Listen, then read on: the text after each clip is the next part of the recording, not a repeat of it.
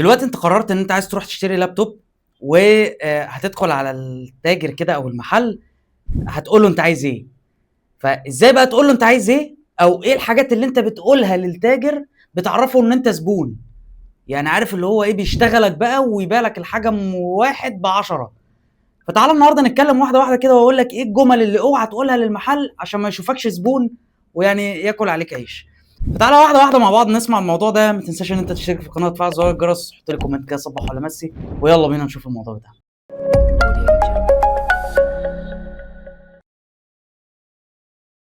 بسم الله الرحمن الرحيم. كده جمله ما ينفعش تتقال وانت بتشتري اي حاجه عموما. انا بستعجب الناس اللي بتقول الجمله دي بصراحه. انا عايز لابتوب نظيف. يعني ايه عايز لابتوب بيستحمى يعني ايه عايز لابتوب نظيف يعني؟ جمله مش مفهومه. ما هو طبيعي هو اي تاجر هيقول لك انا اللابات اللي عندي كلها نظيفه. اصلا مفهوم كلمه نظيف ايه يعني؟ مش فاهم المعنى.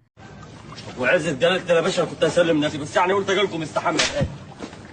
فيعني مش هيجي يقول لك انا اوسخ بضاعه موجوده في السوق موجوده عندي في المحل، ما هو لازم هيقول لك انا عندي احسن حاجه. فمفيش حاجه اسمها انا عايز لابتوب نظيف. كل اللابات كويسه وكل اللابات ليها مستخدمينها.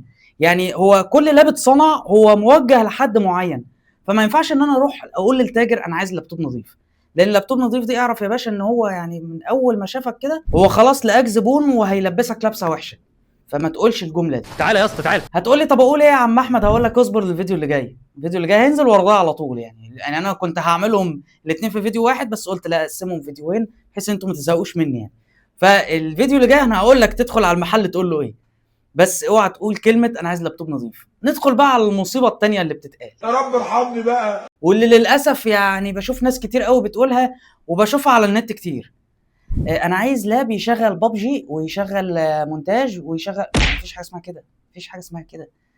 يعني ايه يشغل بابجي ويشغل؟ بعدين مش معنى ان هو يشغل ان هو هيشتغل. يعني فاهم انا بتكلم في ايه؟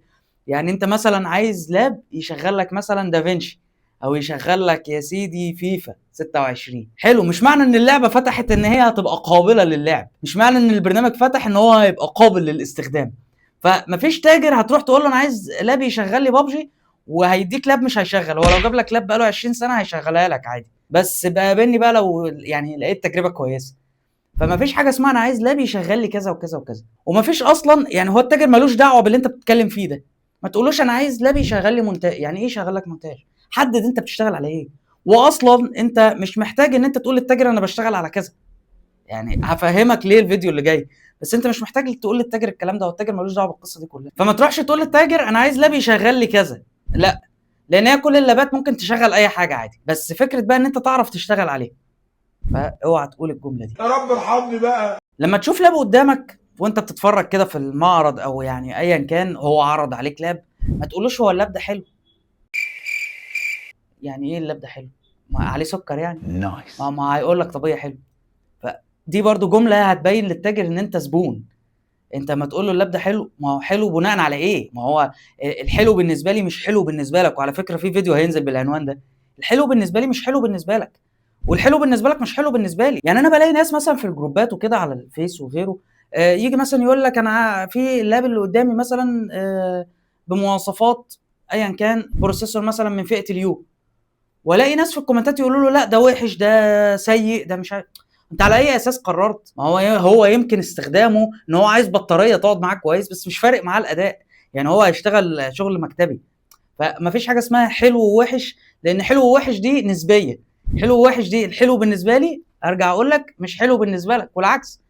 فما ينفعش ان انت تقول جمله زي دي للتاجر، لان طبعا هو هيقول لك حلو لو شايفك زبون، او لو عايز يبين لك ان الراجل عنده ضمير يعني شويه هيقول لك هو حضرتك هتستخدمه في ايه.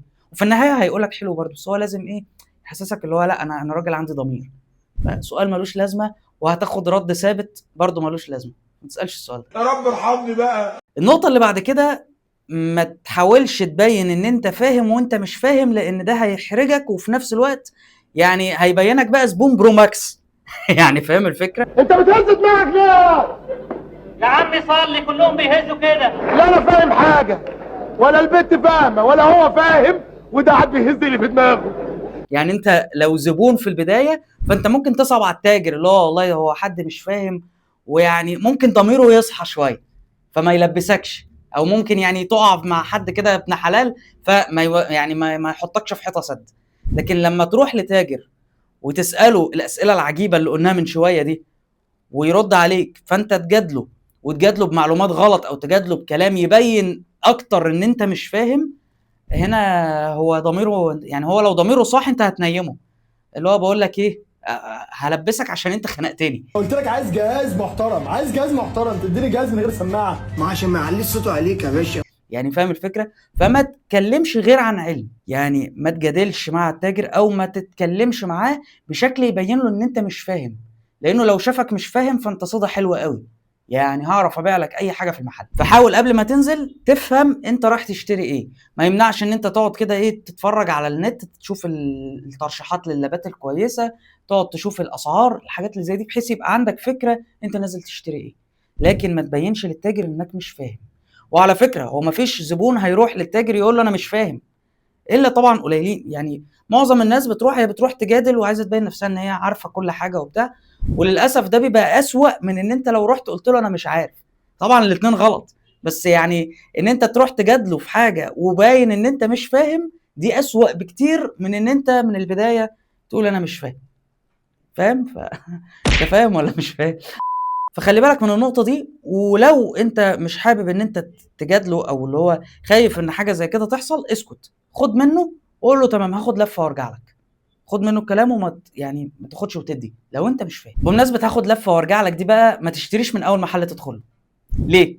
لان انت هتلاقي فيه اسعار كتير في محلات تانية، فانت هتدخل لمحل هيديك رايه وهيقترح عليك لاب معين، سيبه وادخل اللي بعده، سيبه وادخل اللي بعده، وهكذا. خد اقتراحات من الناس كلها، ولو اني مش مع الموضوع ده اصلا. يعني انت المفروض قبل ما بتنزل من بيتك انت محدد انت نازل تشتري ايه، انت مختار اللاب بالسيريال بتاعه بكل حاجه، انت رايح على المحل اللي بيبيعه باحسن سعر. ولكن هنفترض ان انت زبون محل، يعني انت مش واحد بقى هيقعد يدور بتاع، انت زبون محل دخلت المحل. طبعا انا اسف صوتي تعبان شويه، بس يعني هو ده اللي كان مخليني غايب عنكم فتره، بس معلش استحملوني بقى. انت دلوقتي دخلت محل وخدت منه عرض، يعني عرض سعر، وخدت منه ترشيحات معينه. خش للمحل اللي جنبه هيديك ترشيحات تانية وهيديك اسعار تانية، وهكذا. هتخش للمحل اللي بعده هيديك ترشيحات تانية واسعار تانية، اللي بعده هيديك ترشيحات تانية واسعار تانية، وهكذا. فتقدر ان انت تجمع داتابيز، يعني اللي هو يبقى عندك بقى ايه، داتا كده عن كل المحلات باسعارهم بالعروض المتاحه في الفئه السعريه بتاعتك. بمناسبه الفئه السعريه بقى، ما تروحش للتاجر تقول له انا مش فارق معايا الفلوس، شوف لي انضف حاجه عندك. اوعى تقول الجمله دي لسببين. السبب الاولاني التاجر هيشوفك لقطه، السبب الثاني ان الموضوع مفتوح. يعني انت ممكن تجيب لاب بربع مليون عادي، فاهم؟ فما تروحش تقول بقى ايه انا مش فارق معايا الفلوس، هات لي احسن حاجه عندك. لان الجمله دي ما بقتش تتقال دلوقتي، كنت ممكن تقولها زمان ايام 2010، دلوقتي ما ينفعش تقولها. تمام؟ عشان بس ايه تروحش تلبس في حيطه، انا بلحقك. يا رب ارحمني بقى. اخر نقطه معانا بقى، ما تروحش تقول للتاجر انا عايز كارت شاشه 4 جيجا. يعني ما اقصدش 4 جيجا بعينها، اقصد ما تروحش تقول للتاجر انا عايز كارت شاشه قد كده جيجا، 8 جيجا 4 جيجا زي ما يكون. اوعى تقول جمله زي كده، لان اولا هي ما بتتقاسش بالجيجات. الجيجات الفي رام طبعا ليها عامل مهم كبير جدا، ولكن انا ممكن مثلا اجيب لك كارت زي الار اكس 580 ده 8 جيجا في رام، واجيب لك مثلا الار تي اكس من انفيديا ال 4060 او 5060 تي اي يا سيدي، نسخه ال 8 جيجا. 5060 تي اي افضل بكتير من 580. بقول لك ايه يا عم السيد، بالادب كده وبالاحترام كده تخزي الشيطان كده. ولكن احنا لو اتكلمنا بقى بمعيار كام جيجا، فانت بالنسبه لك كحد مش فاهم شايف ان الاثنين زي بعض. فما تروحش تقول للتاجر انا عايز لاب فيه كارت 4 جيجا. ما تروحش تقول كده. طب تقول ايه؟ هتعرف الفيديو اللي جاي. فاتمنى ان انت تكون خدت بالك من النقط دي. اكتب لي بقى في الكومنتات كنت بتعمل انهي مصيبه من المصايب اللي فاتت. ما تنساش ان انت تشترك في القناه وفعل زرار الجرس عشان الفيديو اللي جاي لما ينزل تشوفه على طول. اشوفك الفيديو اللي جاي. سلام.